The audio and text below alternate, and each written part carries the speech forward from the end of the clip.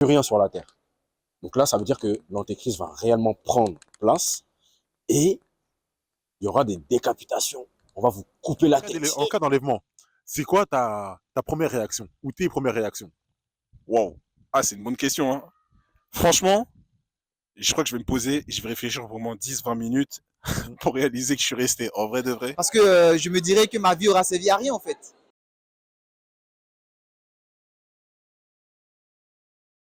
Bonjour à tous, merci de nous suivre sur Rema Life. Alors, on prépare un film qui s'appelle Anarchie, donc il sort le 25 octobre prochain à Paris, avec une diffusion en salle, en avant-première, et j'espère que vous reviendrez très nombreux pour venir voir ce chef-d'œuvre.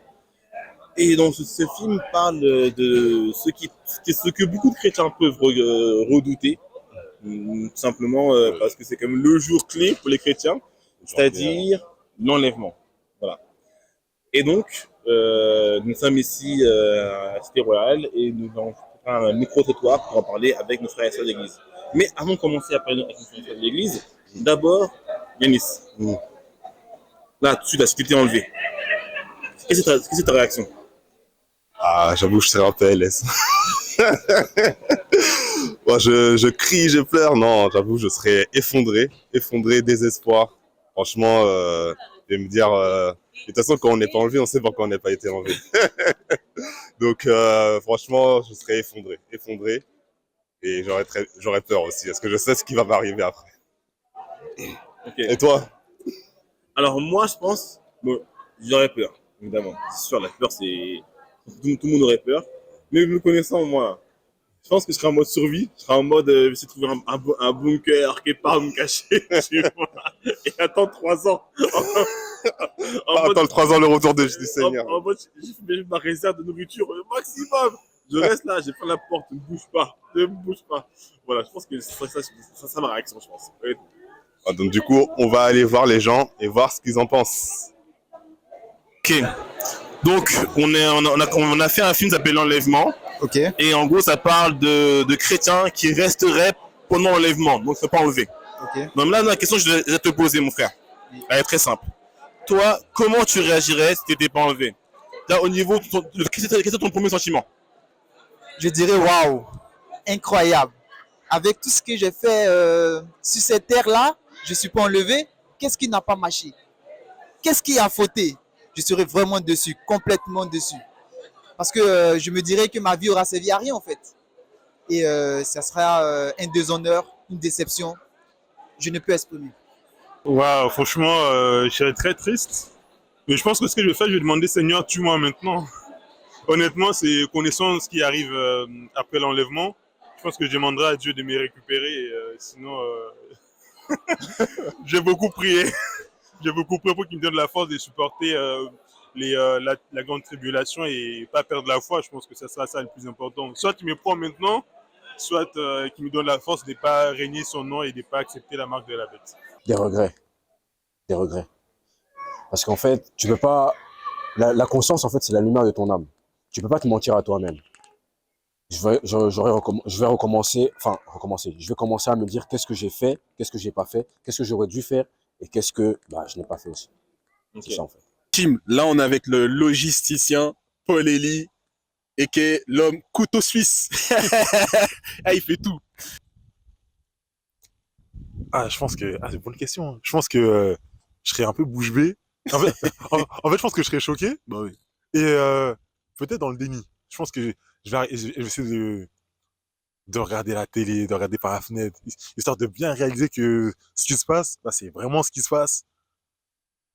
Et puis après, je pense que je ferai le tour déjà de mes proches, ceux qui sont là et ceux qui sont pas là. Même si je pense que j'aurai un sentiment partagé un peu, parce que je pense que je serai content de ceux qui sont plus là, mais en même temps, je serai triste parce qu'ils sont plus là, justement.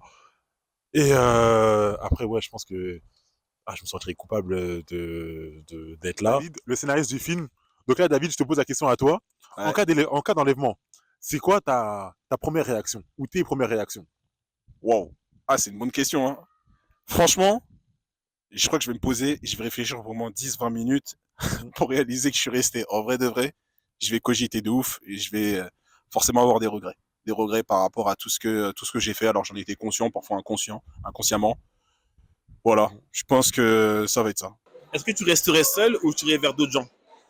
Je pense que seul, c'est compliqué. Vaut mieux s'entourer d'autres frères en Christ qui ont aussi raté l'enlèvement pour se fortifier ensemble dans la foi et se donner le courage. Vaut mieux souffrir à plusieurs que seul, en fait. C'est comme à l'école.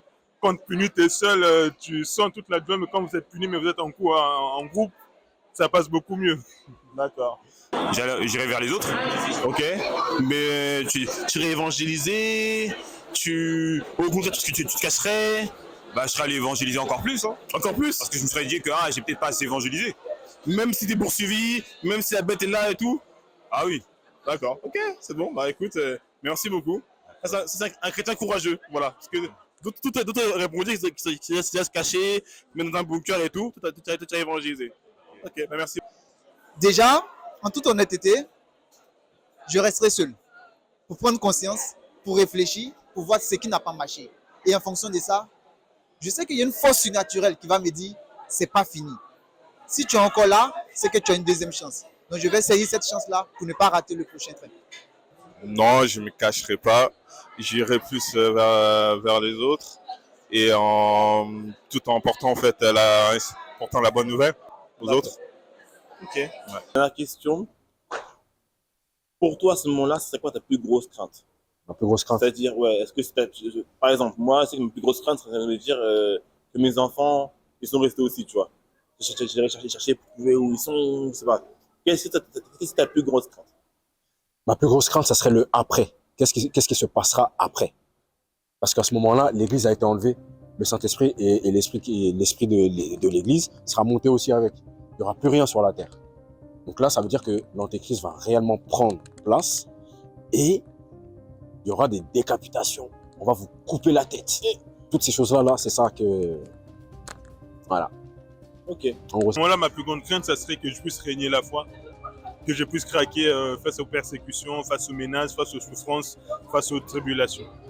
Merci beaucoup. Parfait. Merci beaucoup. Merci. On se retrouve le 25 octobre pour notre film L'Anarchie.